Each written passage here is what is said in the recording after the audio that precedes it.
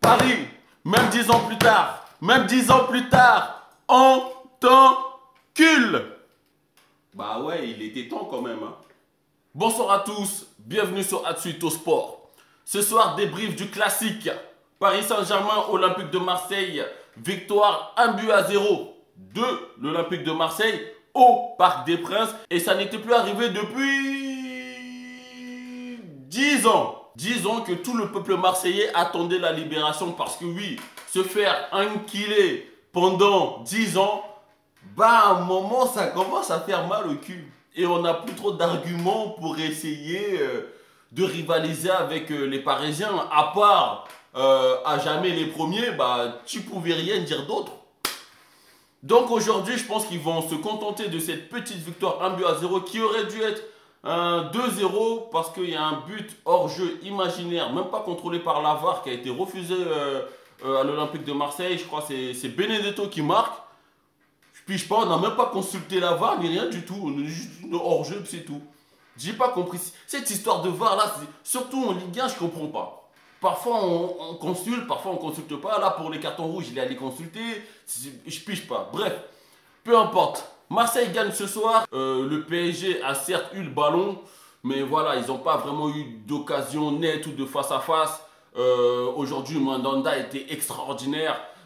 Donc, on va pas dire que oui, c'est un hold-up. C'est pas un hold-up. Marseille a joué en bloc bas. Ce qu'il fallait faire depuis 10 ans, en fait. Tu vois, quand footballistiquement, tu es moins bon que l'adversaire, cherche pas à faire un football de possession avec des multiplications de passes inutiles.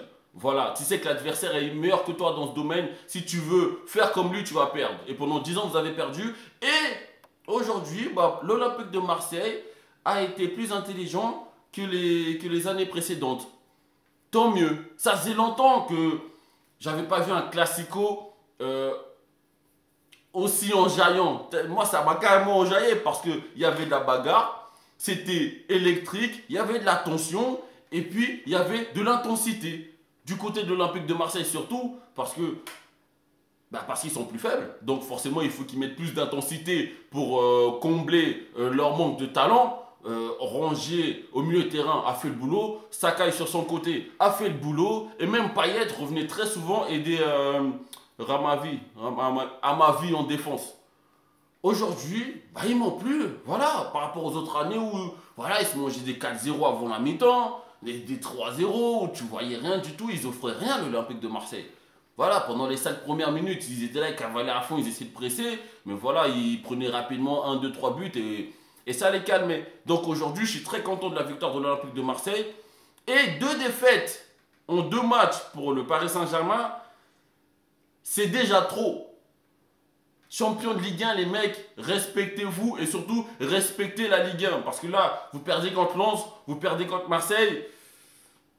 Non, c'est pas bon là. Les Parisiens n'y étaient pas. Neymar, comme d'habitude, il veut être le sauveur, le mec qui fait tout seul. Di Maria, aujourd'hui, il veut abuser des petits ponts. Aujourd'hui, bah, Paris, vous n'avez rien produit. Hein. Déjà, des centres un peu désespérants, des centres forcés même. Des centres forcés de Di Maria, des centres forcés de, comment il s'appelle, la Paredes, lorsqu'il rentre, lui il fait 15 minutes, après il prend son rouge, il sort. Voilà, aujourd'hui, Paris n'y était pas et les changements. À chaque fois, je pense à cette équipe du Paris Saint-Germain et à Thomas Tuchel. Les changements que Tourelle il effectue, je ne sais pas c'est pourquoi faire.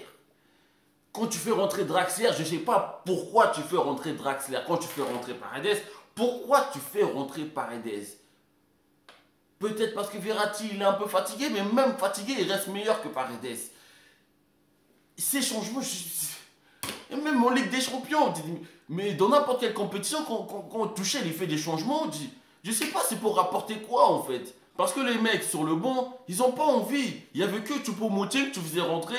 Lui, tu sentais que même si il n'était pas très talentueux, mais tu sentais qu'il avait envie, qu'il voulait faire quelque chose pendant les un quart d'heure qu'on lui accordait. Mais les autres, non, ils s'en battent les couilles. Ils s'en foutent, il n'y a pas de profondeur de banc. À Paris, on a bien vu là. C'est quand même incroyable parce que Mbappé, il n'est pas là. Et Neymar et Di Maria sont là, mais Mbappé, il n'est pas là, mais ça fait une énorme différence. Une énorme différence lorsqu'il s'agit de prendre la profondeur, une énorme différence lorsqu'il s'agit de prendre la défense de vitesse. C'est bizarre. Ils sont bizarres, cette équipe. L'entraîneur est chelou.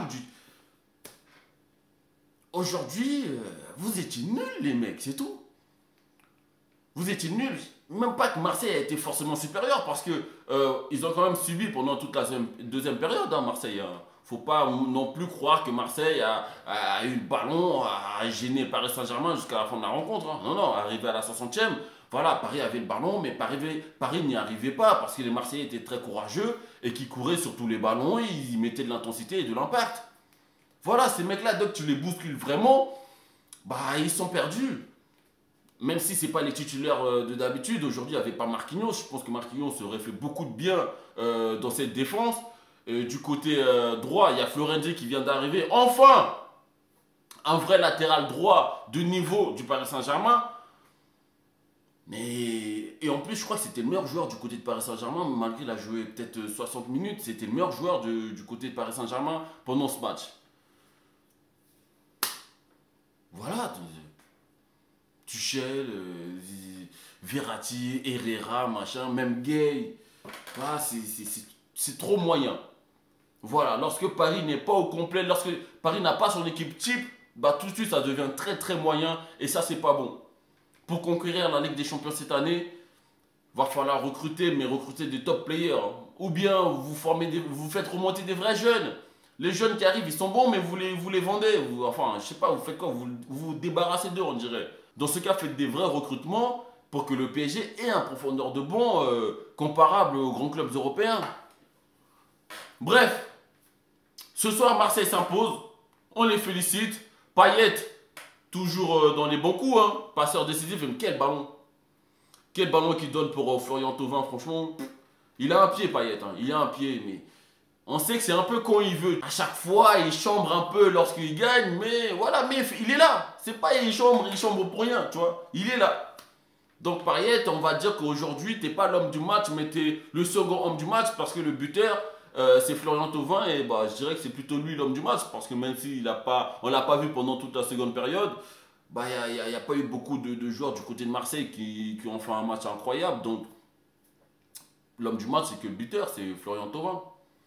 Voilà. Bref, la Ligue 1 de cette année s'annonce plus compétitive que les années précédentes. Et j'ai hâte de voir la suite. Abonne-toi et partage à tous les amis. Et on se retrouve bientôt sur Atsuito Sport.